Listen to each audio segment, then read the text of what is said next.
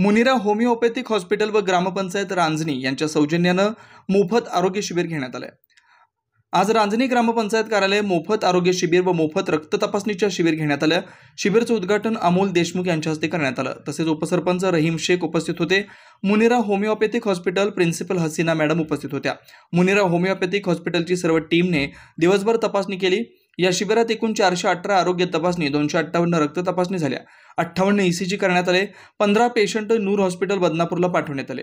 त्यांचा उपचार मोफतमध्ये होणार। यावेळी हसीना मॅडम यांनी बोलले, आधुनिक तंत्रज्ञानाच्या युगात आरोग्य सुविधा दिवसेंदिवस महागडी होत चालली आहे। त्यामुळे सर्वसामान्य रुग्णांना आपल्या आरोग्य समस्यांवर उपचार करून घेणं परवडत नाही।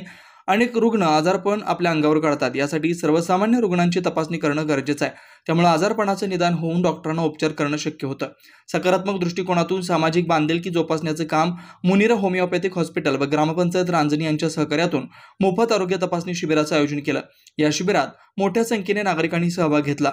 आपण समाजाचं काहीतरी देणं लागतो या भावनेतून आम्ही आमचं कर्तव्य पार पाडलं असल्याचं सरपंच अमोल देशमुख यांनी यावेळी केलं। या शिबिरामध्ये रांजणी या सर्व नागरिकांनी आरोग्य शिबिराचा लाभ घेतला।